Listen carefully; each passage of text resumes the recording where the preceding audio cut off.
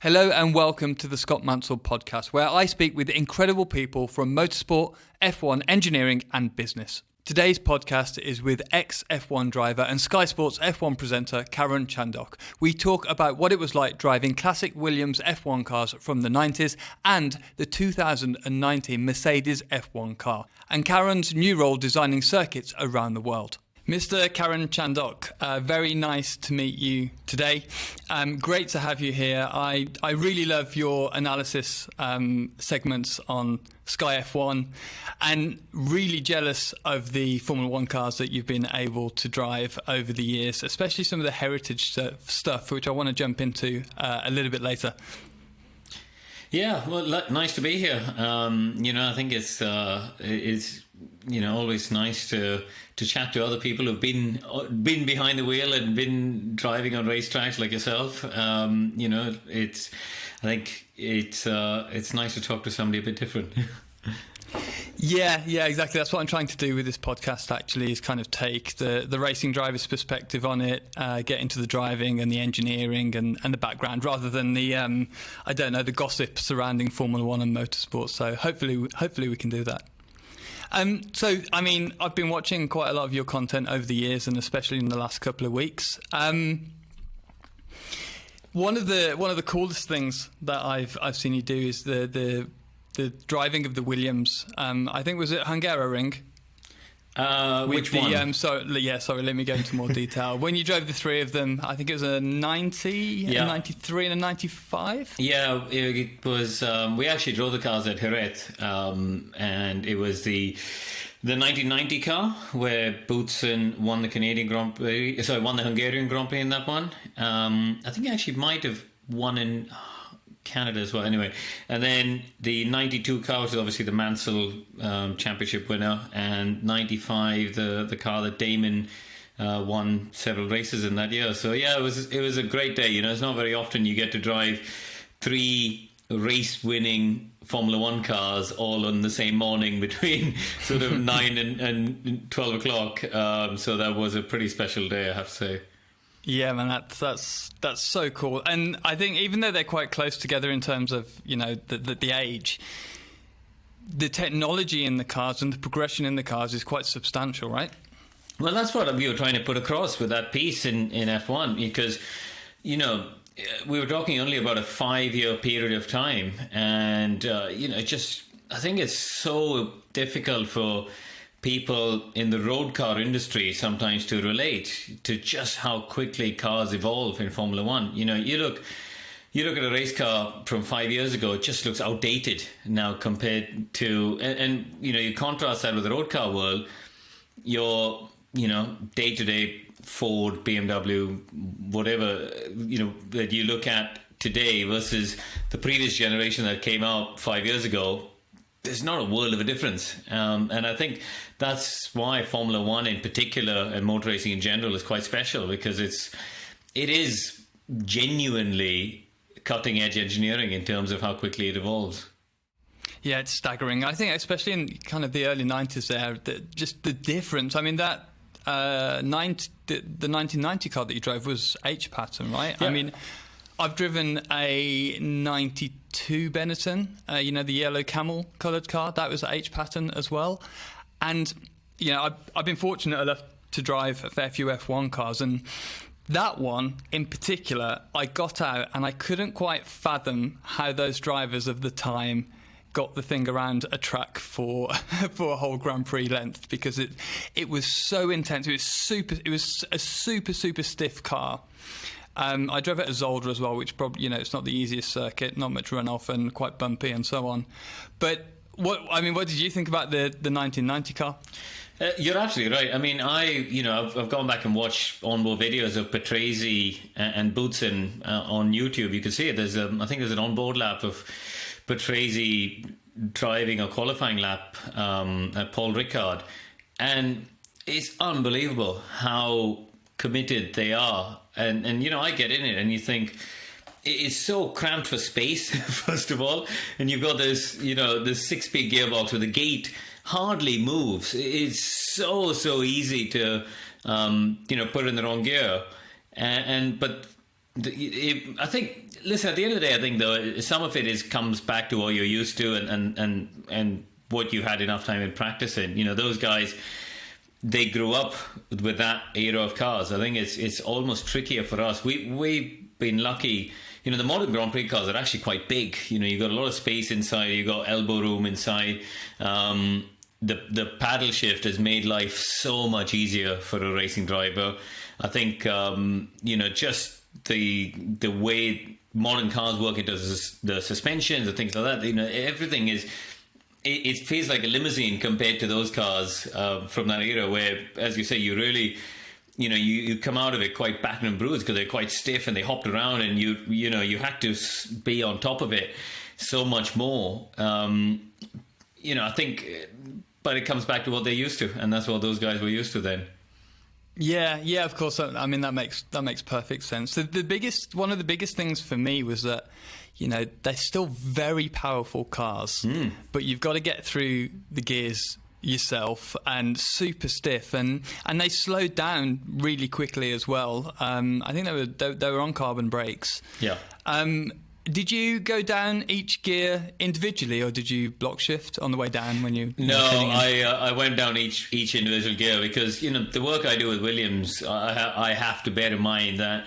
These are cars that have come out of the museum, being rebuilt, and either they belonged to Williams and I was doing demos with them, but they were museum pieces, or they were cars that belonged to clients. In which case, obviously, again, I want to be careful with them, and so no, I made sure I was nice and gentle on the downshifts and looked after it. Yeah, okay, that makes a lot of sense. So on to the 92 car, which was fully active. Yes. Yeah. Okay, that's incredible. I've never looked at a Williams under the skin, but I saw a Ferrari from the same era, and looking under the bodywork, and I couldn't believe the amount of wiring and electronic parts that was under the bodywork. It must have had, when I looked at this car, it must have had, like, I don't know, 8 or 10 different floppy drives in there. If you remember the floppy drives, I couldn't believe that it looks so basic, but the car was working in quite a sophisticated way. I never drove the car, but was the car that you drove, were all the hydraulics working properly? Was it a fully active car still? Oh, absolutely, yeah. I mean, it was a big effort to get it rebuilt. We had to get Cosworth Electronics involved to do a new ECU and electronics for it, but obviously that still had to talk to the existing engine management software that was in there from the Renault side. It was a huge operation to get it up and running, but once we did get it up and running, it was brilliant. I've been so lucky to drive that car. It's a car that's made a lot of people jealous. For anyone who grew up in the 80s or early 90s in particular, Mansell at Silverstone in Red 5, the crowd invasions, all that sort of stuff. Those are the childhood memories. And for me, I got to drive it at Silverstone on a couple of occasions, as well as at Jerez and a couple of shakedowns. So I've driven it now quite a few times. That is just emotionally, I'm not a particularly emotional person. I see race cars as mechanical machines and etc. And, they get in to do a job. But that was one of the rare occasions where I got quite emotional, as I was getting to drive the car that I read about in Autosport as a kid. As I went down Hanger Straight, I had this sort of vision of watching Nigel on board in 92 and Murray Walker commentating on him, as he went down Hanger Straight and the crowd all the way on the outside of Stone. As I'm going down Hanger Straight, I'm thinking, God, this is it. This is my childhood dream, to drive this car. It was amazing. You think about it, it was only 505 kilos without the driver, so call it 575. In contrast to a modern car, which is up, 745 kilos, the cars are nowadays. It's a colossal difference. You're talking 175 kilos of weight. And you could feel that. You just feel how nimble and agile that thing is. And obviously with the active, you feel the active suspension moving and you feel the movement. And what I was lucky for actually was on that day that I drove it for the first time. Patrick Head was there as well as Paddy Lowe, and obviously Patrick was heavily involved with the design of it, along with Adrian Newey at the time, and Paddy did the electronics for the active suspension. And I also got to speak with Damon before, because Damon, of course, did all the testing at Williams at that time, originally with the 1990 car, and then eventually with the 14B. So I got to spend a good amount of time talking to all of them to understand the philosophy behind how they arrived at that design, and the car was so far ahead of its time, right? It's, bearing in mind, it ran on the first version of Windows, so it was just after MS-DOS into the first version of Windows. The memory card was the size of my iPhone, but it held 1 megabyte, which is, it's a third of a photo on your phone these days. And I'm sorry to cut in. Were they having to use all of the old laptops to get the thing to work? When we first ran it, we did, but then we then obviously got Cosworth to do some of the electronics. So they had to have both. For the data logging was still done on the old computer, actually on an MS-DOS program on the old computer, I think. So yeah, it was extraordinary. And then just the car had traction control, launch control, a blown diffuser, obviously paddle shift, which was early at that time, but also I think the last two races in 92, they introduced the auto blip function as well, which we just take for granted nowadays. But actually, the car I drove, still you had to blip on the down change manually and pull the paddle, which sort of messes with your head a little bit. Yeah, I can imagine. So, yeah, a car so far ahead of its time, but you can understand because of that why it was so dominant, right? Nigel took pole at the British Grand Prix by 1.7 seconds. It's extraordinary. Wow. 1.7 is, in most championships, it covers the whole field these days. Yeah, that's absolutely incredible.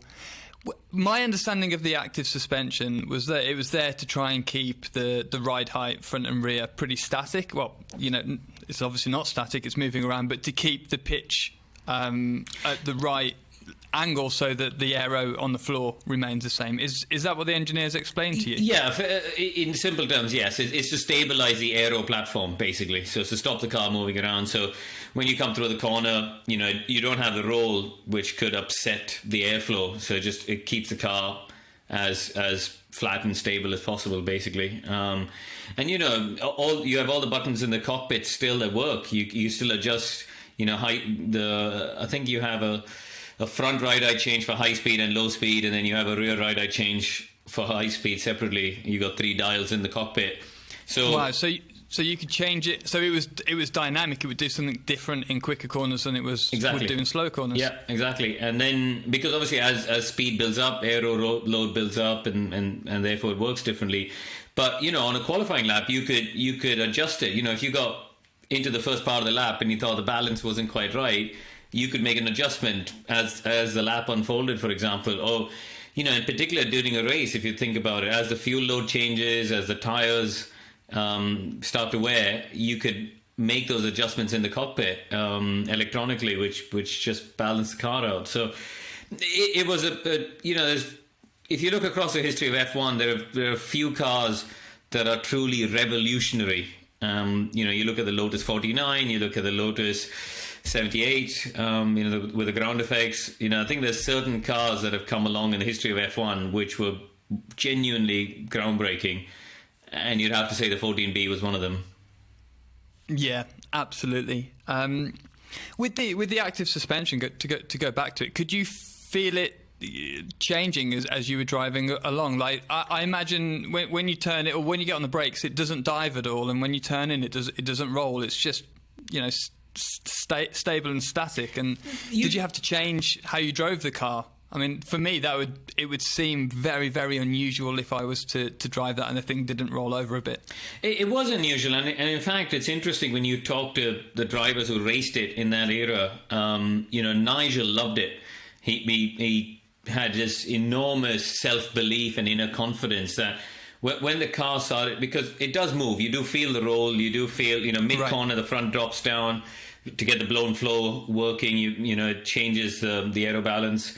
When you first turn into the corner, the outside front sort of picks itself up to stop the roll. So you do feel this movement, and it does unsettle you when you first have a go. And in fact, I remember speaking to Prost, and he said he drove the entire '93 season in the Williams.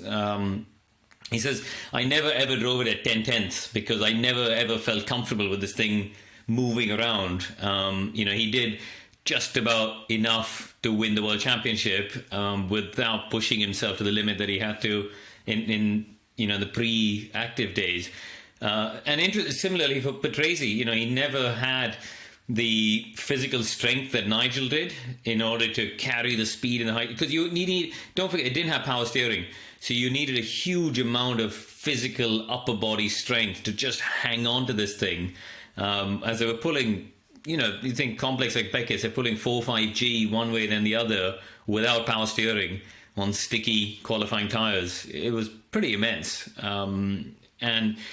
And that's why, if you look at 91, Patrese was often quicker than Nigel. He out-qualified in the first 7 races of 91, and he was often very quick then. But when they got to 92 with the active car, Nigel just blew him away. So I think, certain drivers obviously took to it more than others.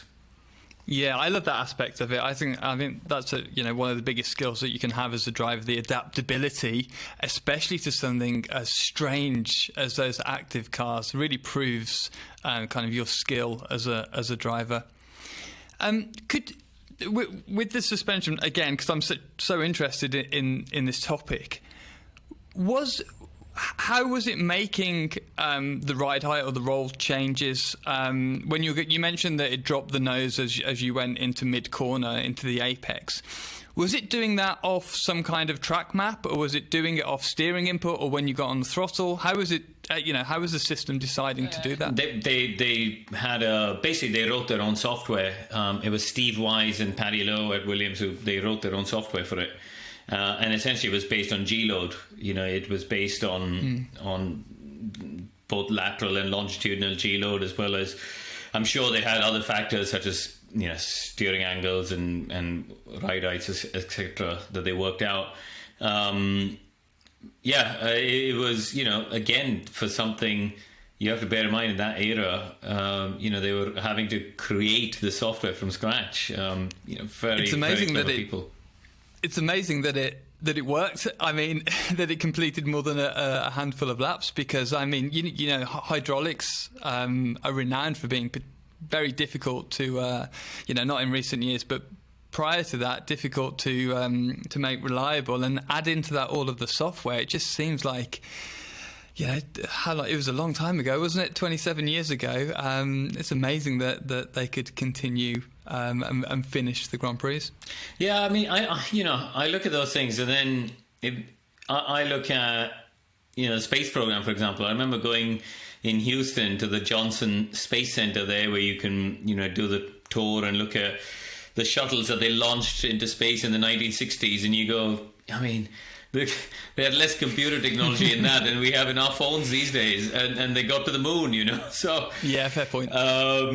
It just takes people much more clever than me who are able to work it all out and that's why I love engineering. I love engineers and engineering. I think they're never going to be the most charismatic, chatty people, but when you actually get into what they do and how they problem solve, I think that's one of the most amazing things about our sport, actually, where we get to work with and spend time with some of the most brilliant problem solvers on the planet.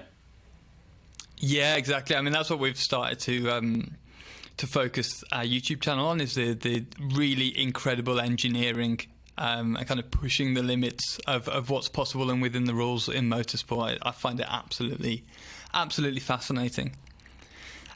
So into your racing career, I saw that you started racing cars in India. Did you kart before that, or did you jump straight into cars? No, I mean, unfortunately, at the time that I grew up, we had no karting in India, which is a huge disadvantage. I think now, when you... I bought my first... Well, I got a go-kart when I was 6. I got a little cadet car, which my dad ran a garage, and I would drive it around between the customers' cars. But I didn't know how fast I was going because I'd never raced against anyone else. So Yeah, I thought I was Ayrton Senna, but who knows? But yeah, so I only, the first time I actually bought a proper kart was when I got to F1. I bought a Rotax Max so I would drive it twice a week just to keep up and keep fit in between. And that, so that's the first time I actually went karting properly again with other people on the track and stuff, and realized what a big part of motor racing I missed in terms of the learning. But yeah, I mean, those are the cars you dealt with, right? It's incredibly useful to jump in the karts for all those years. So you drove in, I might pronounce this wrongly, but Formula Maruti, yes, is it? Yep. What kind of I've got an image of it here. It looks like maybe a Formula V or something like that. Yeah, it's kind of like Formula First, I guess. Okay. It's a little 800cc engine, standard road car gearbox, 4-speed H pattern. It was, in India, it was a perfect, first time car, really. Not very quick, very light, only 320 kilos without the driver, so really quite light. And we had good grids. We used to have 25 cars on the grid, and you'd have some good quality racing and battling, and it was good fun to do. They look like they're incredible fun to drive. Were they, just they're not on slicks, are they? They're like just road car tires, literally road car. Amazing. Just road car tires. Minimum modifications allowed on the engines, standard road gearboxes, dampers and things like that, just off the shelf. I think eventually they started making some bespoke ones, but initially they were just off the shelf. So yeah, it was a lot of fun. Yeah, I'm really interested actually in the kind of lower categories of motorsport and doing stuff in cars that are similar in pace and also cheap to get into. My old man's got a couple of Formula Fords, and I do the classic Formula Ford Festival each year at Brands Hatch, and honestly, it's some of the best racing that I've never driven a Formula Ford ever. Really? I can't imagine it's too different to the cars that you started in, but it's the racing. It's for me, I don't care how fast a car is, really. I mean, it is great to drive the F1 cars and the GP2 cars and whatever it might be, but I like extracting the speed from a car. It doesn't matter what car it is. And then I like wheel-to-wheel racing, and Formula Ford is just fantastic for that. You get a decent tow. You're in the corners for a long time. You can run side by side. It's mega. Yeah, maybe I do need to think somehow. Maybe one day I need to come and do the festival. It does look like a fun. Yeah. Well, we haven't got we haven't got a Formula Ford that can run it in the proper festival. But the historic one. No, I know. And even things like the Walter Hayes and stuff. I've often looked at it and thought that could be quite a good fun weekend to do, actually. Well, there you go. I'm sure my dad would let you use his Formula 4, so you can come and do it with me one year. Okay, we'll have that chat another day. Amazing. So, have you got kids, Karun? Just a 2-year-old. Yeah, just one son. Just a 2-year-old. So I had a baby 8 months ago, a little boy, and it kind of comes into my mind now and then about whether I'll put him in a go-kart or try and get him to racing. I was just interested to think what your kind of position was on that. It's a really funny one, isn't it? Because on one side you just go, do you want to put yourself through the pain of trying to find the money to go racing all over again? Because that's the worst bit, isn't it? If I think of the good times, my dad travelled with me pretty much to every race I ever did, across all the categories. And the journey we as a family took, it was brilliant. We as a family we had a great time. We had a tough time because trying to find the money is not easy. We had to go out there and raise the money. We weren't able to fund it ourselves. We had to go out there and find sponsors and try and scramble for a deal here and there and try to do it on the cheap. And the pain of that is massive, as you well know. But I think I do. But on the flip side, there's something to it, isn't it? There's something fun about going and standing on the bank at Paddock Hill Bend and just watching race cars, and and I think trying to navigate this journey together, there's a lot of satisfaction involved in that. But I think the problem for me would be, and I manage a couple of young Indian drivers and stuff, I'm quite hard with them. And I think the problem will be if he decides that he wants to do this, I will be very hard with him. I'm not shy with my words. I've had the odd driver in tears and things like that. And I think that could be quite bad for father-son relations. So I don't know. I mean, if I'm honest, I think it'll be, if he takes up a career in cycling and I can go watch the Tour de France with him, I'll be delighted. Yeah, that would be. Well, I mean, I bet that's still very expensive, but not quite much. It's all relative, though, isn't it? Yeah, of course. Yeah, I kind of came to the conclusion that I'll let my boy have a go at some point, but only if he really wants to, and then if he did enjoy it, make a decision. Because I was chatting actually, so we run on-track driver training. That's what Driver 61 does, and we do sim training as well, and we're just moving into some youth programs. So we're doing some research on karting, and I was speaking to somebody the other day, and they were explaining the budgets involved in karting. It's ludicrous nowadays. I mean, he was saying just to do club karting in the UK was about £30,000, and then you're looking at £100,000 if you want to do national level, which is just like I just couldn't believe it. No, it makes no sense. To me, if somebody came along and created an arrive and drive championship in the UK, like Rob Smedley's talking about doing with the electric cars, for example. Rob's talking about that being 10,000 a year, and it's an interesting one because Rob's got two sons who are into karting, and which is why I think he's sort of come upon this idea, because he suddenly realized how expensive it was,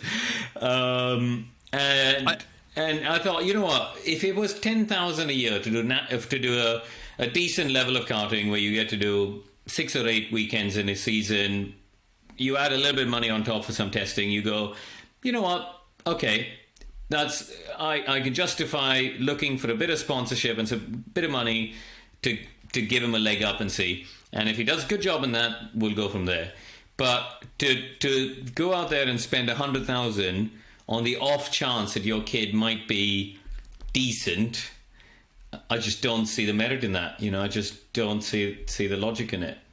No, those numbers are crazy. I mean, the way that I hope it will go in the future is that there'll be this kind of mix between sim racing and karting, and like you say, with those electric karts, in speaking to the guy who owned the kart team the other day, he said a lot of the cost is because the big teams buy all the engines and then basically pick the best ones and auction off the spaces with those engines. The engine's so important to your pace.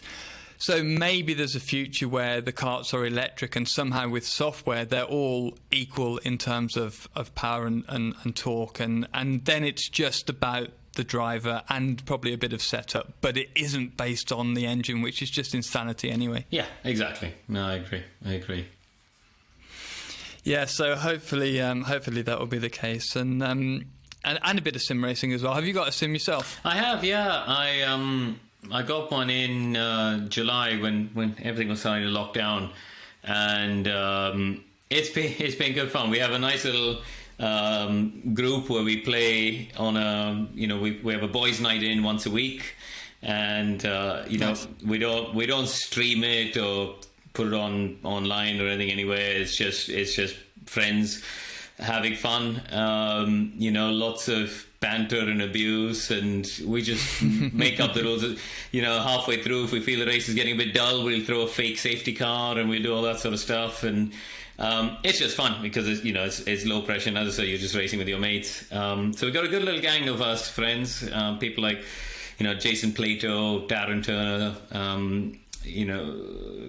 Anthony Davidson's in there, Steve Soper's in there, so there's a bunch of us in there anyway. So it's actually quite good. There's about 15 of us now, so it's quite a good group. That's fantastic. It's a good way to, if you're on Discord or one of those servers where you can talk to each other, it's a great way to just kind of catch up with the guys and that's girls it. That's what I mean. And do a bit of driving at the same time. Yeah, exactly. And also, for me, I've actually found it a nice way to experience tracks that I never got to race. I regret that I haven't had the chance to do more in North America, because I think they have the best circuits, frankly. Yeah, they've got some amazing circuits out there. Proper tracks. And Dario Franchitti is a good friend of mine, and so he's part of our little sim group, and we often, he'll as we're driving around, I don't know, whatever, mid-Ohio or one of these circuits, he'll start, telling us the stories of all the barriers he's hit along the way and stuff. It's quite good fun. But also it's cool because you suddenly get to do this whole mix of things. But for me, it actually turned into a working tool, to be honest, because one of the things I do is I now work with a company in the UK designing racetracks, a company called Driven International, based down in Surrey. And what happened was, I used to go to their sim to drive the tracks and, create the data that we needed to supply to the FIA for homologation stuff.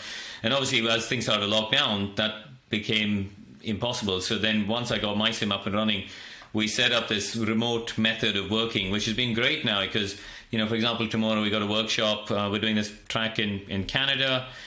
The track promoter is going to be joining us on Zoom along with his investors, some media people from there, and we're going to get a chance to show all of these people the track that we've created, not just in a 2D drawing on a PDF document or a CAD drawing, but actually they're going to be able to watch cars going around this track. And so it's been great. We've been able to model, we've got a young lad in there who does a great job of making the tracks for us. So we've been able to, I think we've done five different projects last year. Wow. I was going to ask you about that, actually. It was on my my little list of questions because I saw it on your Instagram. I saw there's one in Hawaii and all different places. Yeah.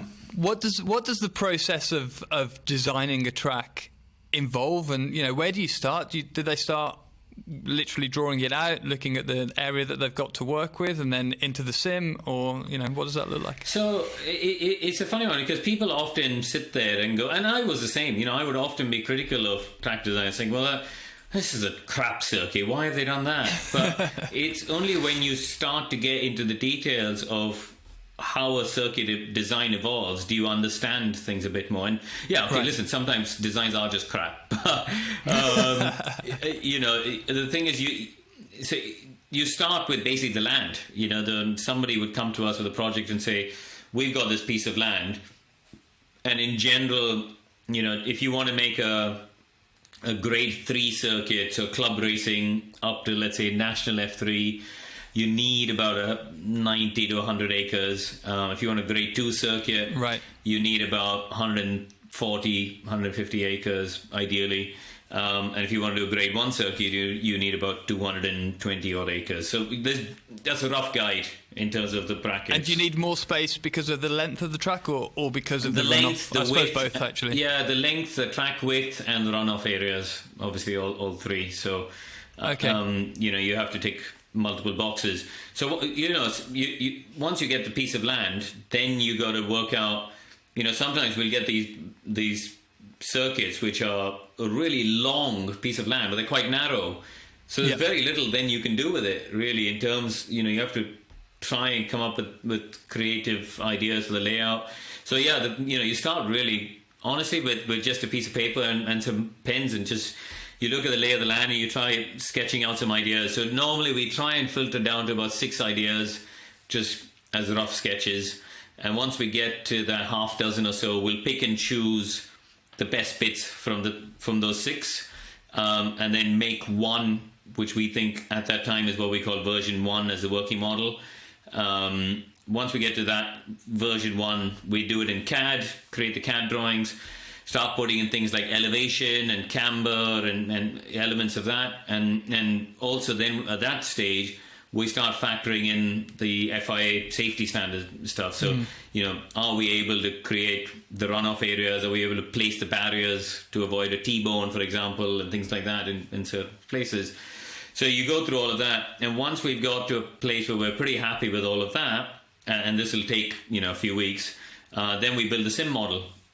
And what we found, particularly in 2020, since we've started this sort of remote working method, is more often than not, when we put the track from CAD onto the sim, I've driven it and thought, not quite sure about this, and it's actually surprised us how often we've changed things after driving it on the sim.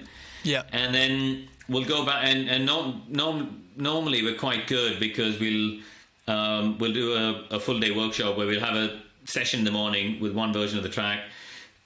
I'll get back some feedback, and then over lunchtime the guys will modify the sim model, send it back to me, and I'll have another go in the afternoon.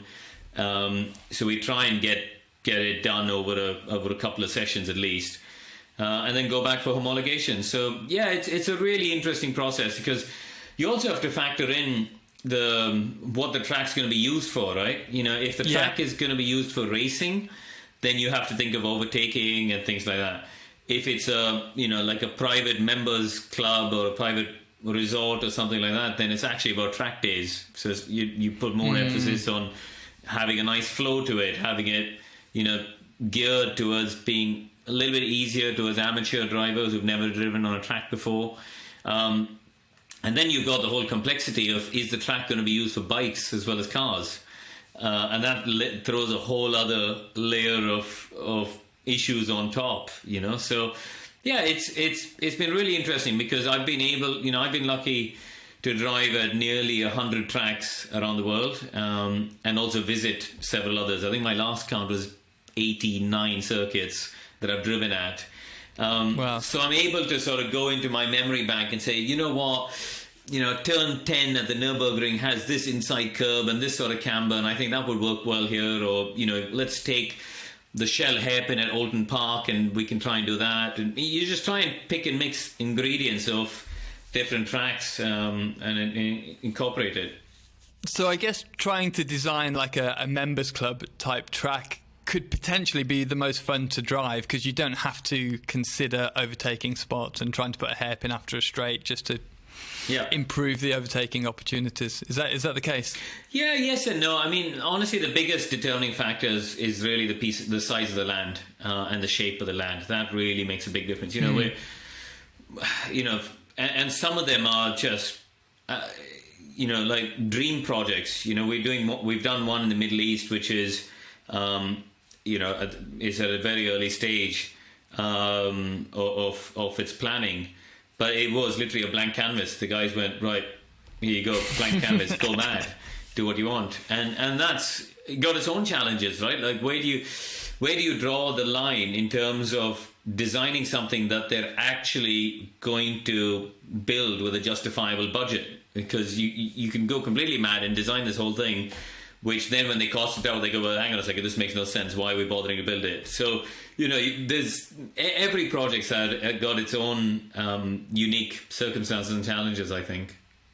Yeah, of course. Yeah, I guess that's part of the skill, or part of the fun is making the best possible track based on the criteria that you're given. The space, confinement, the how easy it would be to overtake, and what type of cars it's for as well. Sounds like a dream job, to be honest. Yeah, it's interesting. It's given me a chance to see another side of the sport. I've been lucky to experience the sport from so many different angles, and we're lucky that we're really on with. It's a sport that is unique. You've got so many different mini businesses operating inside this one big industry called motorsport. Yes, yeah. I was going to ask you about that, actually, because you obviously have a very varied job at the moment. What does a typical week look like for you, or is there even a typical week? No, there isn't a typical week, to be honest. So, I mean, I wear lots of different hats, as you say. Obviously the TV stuff with Sky and with Fifth Gear takes up a chunk of time.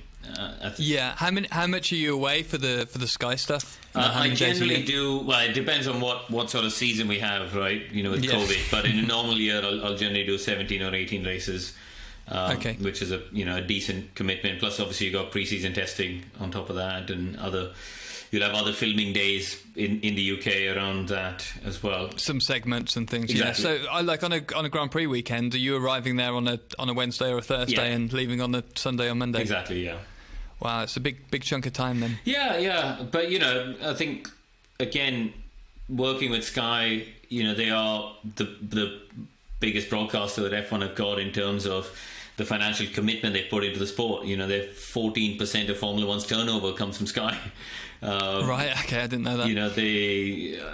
They invest a lot of money, and therefore, the expectation, rightly, is for all of us to go out there and to commit our time as well to do it properly. And most importantly, above all else, there are people who are paying good money to subscribe, to watch, and therefore they expect a certain level, a certain standard. So I think it's part of our job, really, to go out there and do the 4 days and do it properly and spend the time. You're not necessarily on camera the whole time, obviously, but spending the time talking to people in the paddock, getting the information you need, getting having a chance to look at the cars, talk to the drivers, and just get a feel of what's happening that weekend is such a big part of the job, and being on the ground. I think that there's always an argument, right? And then people say, well, why can't you just do it from the studio in London? Well, you could, but you're never going to have the level of information that you do by being on the ground. So you have to commit. So yeah, that's obviously a big part of it. And then the work I do with Williams, that changes depending on how many client days and driving days we've got, and how many cars we've got being built. I think at the moment, as we speak today in the workshop, we've got 4 cars in car build at the moment. So there'll be shakedowns and tests with all of those coming up, probably starting in April, May, through the year. So there'll be a bunch of days of that. Yeah, the circuit design stuff, and then there's other bits of media work. I do some columns for Autosport, I do some podcasts for the race, and so there's always bits and pieces that are going on. Oh, fantastic schedule you've got there. So just to go back to the Williams, it's Williams Heritage, right? Yep. Do they run Williams Heritage kind of like Ferrari Clienti, or do the owners keep the cars and Williams come along to whatever track they want to drive them at, whether that's a demonstration or just a test? We run a little bit different to Clienti in terms of this flexibility. We have some owners who leave the cars at Williams, and we obviously store it in the workshop and make sure they're looked after, but there are others who just want it parked in the foyer of their office, for example, and we do that. And I think one of the things that we realized at Williams was we had to be different to Clienti in order to attract a different clientele, and our USP was going to be flexibility. So if somebody wants to run the Clienti program, I think they've got a set program and they've got a fixed number of days, etc., that they run it all together. With us, tomorrow, if somebody wanted to drive their car at Snetterton on a Tuesday of whatever week, then yes, we would make the effort to try and get the car there for them. So that was our USP, was to be flexible, and we try and organise some sort of group days, just because from a cost standpoint it makes sense for people to share the track. But equally, there are others who want to drive the cars on their own on exclusive days. We've had clients who want to run their cars in Miami, for example, and we've taken people out there and run the car for them, at a track outside Miami on their own, because that's what they wanted to do. So, yeah, I think we're all about flexibility, really. That's great. And so, do they run more of the modern cars as well, or is it only the classic cars? Could you buy like a 2015 Williams? I think you could run anything up to the hybrid era, really. I think once you get to because they're more complex? Once you get to the hybrid era, then you're heavily reliant on Mercedes. So look, in theory, you could run anything, right? But you would have to go and get a contract with Mercedes for the batteries and the power unit to run the hybrid cars separately, which is where it gets more complicated. Up to 2013, the F1 cars, of course, they're complicated, but we've now got the people and the network, with a couple of suppliers and subcontractors to run cars up to 2013, which are pretty straightforward to run now. Yes. Yeah. I drove a 2012 Lotus. Yep. V8 thing. Is that the Winfield program that they run? Yeah. I work with those guys. Yeah, so I coached with them for a number of years. So I drove those cars, and it was good fun. When you look underneath them, they do look a fair bit simpler, or probably a bit easier to run than the more modern stuff. And talking of the modern cars, we all saw you drive the 2019 Mercedes at Silverstone. It was 2019, right? Yep. Yeah. I mean, that must have been an absolutely incredible experience. I mean, as I said, that Lotus the Lotus that I mentioned to you was the latest F1 car that I've driven. So it's another 6 or 7 years on from that. How big was the difference? Obviously, the cars have moved on in terms of downforce and mechanical grip, but in terms of the systems and the kind of suspension, I know they've got some fairly trick suspension nowadays. How did all of that feel? It was an extraordinary car, absolutely extraordinary. The previous car I'd driven was the 2017 Williams, which was a decent car. They finished 5th in the World Championship that year, had a couple of podiums. So the 2017 Williams was a decent car and was a hybrid, of course. But the Merc was just on another planet. It's just impossible to fault it, really. It's just everything. In some ways, though, I came away from that thinking, my God, that is by far the best car I've ever driven, by a long, long way. Which is, I guess, logical, because that time it was the most current car. I mean, I drove the car on a Thursday, and on the Friday left to go to Suzuka for Lewis to drive it the following weekend. So it was the car. It was his wow. race chassis for the last few races. So okay. And it obviously won the championship. So, but I also came away from it thinking it's a little bit too easy for what F1 I believe should be. When you look at it at a macro level, and again I accept. Yeah. I was driving the best car on the grid, and if you drove something further down, it's probably not as easy. But I remember driving the 2004 Williams, the Montoya car with the BMW engine. And to me, that is still the peak of Formula One performance. 605 kilos as opposed to 745, which is a huge amount of weight. That's 6-7 seconds of lap time just in weight. Can you feel it? Oh, absolutely. The modern F1 cars, they're closer to a sports car in terms of the weight than they are, compared to what they used to be. And, the 2004 cars, 20,000 RPM, V10s, they were still punching out. The BMW guys who came that day when we ran the car at Silverstone, they had all the dyno sheets in true German fashion. They had they had a huge folder for that particular engine, and they went, this engine in 2004 was 956 horsepower on the dyno, and you just go, that's not far away from what the current car is putting out. Yeah. But 140 kilos lighter, which is massive, So it was such a brutal attack on my senses. It was just like, what is going on? You felt like it was an everything. You just felt like it was an awe-inspiring experience, and it just, it gave you such a jolt at every input and everything you did. Whereas the 2019 car, it just went, if I wanted to turn and go here, you just turned a bit more and it just went. And it was almost too good, I think. Yes. And you can understand why drivers can get out of F2, get into F1 and be on the pace relatively quickly. Whereas I think in that era, I read, a comment from Alonso last week as well, saying the same thing. That era of 2003, 4, 5, he believed was the peak of F1 performance. And I fully agree. I think they were so difficult, but then it separated the drivers much more. I 100% agree. I think, you shouldn't be able to get in an F1 car and it not scare you the first couple of times that you drive it. Yeah.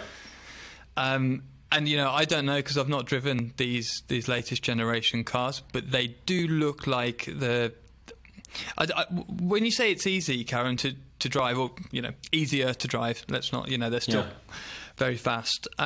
Is it the feeling that they give you? Are they really supple? Is the window driving it on the limit bigger? Is that why they look so refined when they're turning the cars into the corner and everything's just perfect? It's just downforce, Scott. The cars are so big now. The footprint of the tire is so big, and the square area of the floor and the wings and the bodywork is so big, and the aero level is so refined. Just the level of downforce they're putting out is extraordinary. But it's too much, and it's been to the detriment of racing, which is why I really hope in 22 the step they're talking about, taking off all this downforce, is going to work, because the cars have just got way too much grip. When you watch the onboard, you watch an onboard of Michael Schumacher or Alonso or Kimi from 2003-4, and even Jensen. I think there's an onboard from Imola, Jensen's pole lap in 2004, and Jensen is the smoothest driver since Alain Prost that you can watch. And you go and you watch it and you go, wow, he is on it. It looks like an accident waiting to happen at every corner. It's just brilliant to watch, and you feel this buzz watching it. Whereas you watch a Lewis lap from now, and it's extraordinary. I mean, the guy is unbelievably good and unbelievably talented, but it doesn't give you that same buzz in your stomach where you think, God, he's about to have an accident here. It looks like it's on rails. The whole thing it's on rails. And I think that, we need to go back to that a little bit more, of having the cars just a bit edgier. Yeah, I completely agree as well with that. I mean, the speed is impressive, but having the thing looking difficult to drive on the limit is what's more impressive. And watching and kind of hiding behind your own hands because it all looks a bit nervous, that's what is impressive to me. And as a driver as well, I think that's what I love. For me, I've not driven too many around 2000. I haven't driven a 2004, 2005 when they were up at 900 brake horsepower, but I've driven 2000 and late 90s as well, and those things just feel so raw. And you really, when you get it right, you really feel like you're extracting the speed from it, and you're doing a good job. They're just brutal cars, which I just love. And I think hopefully with the reg changes, well, it was supposed to be this year, wasn't it? But next year, things will get a bit better.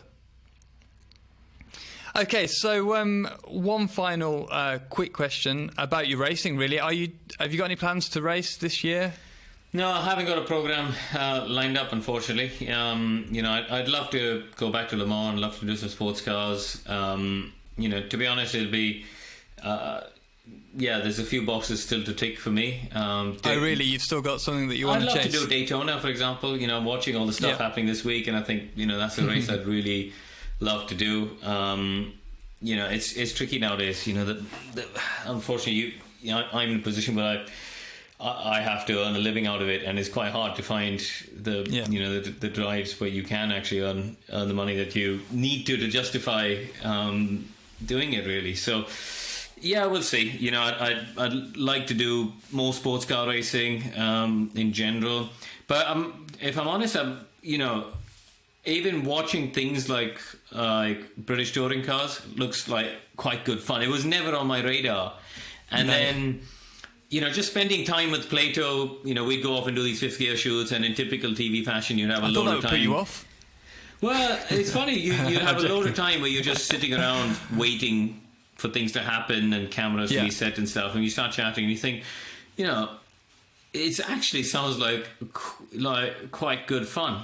The racing is great. Obviously, there's always 3 or 4 drivers who go down to the final round because of the way the rules work. There's always multiple people in with a shout.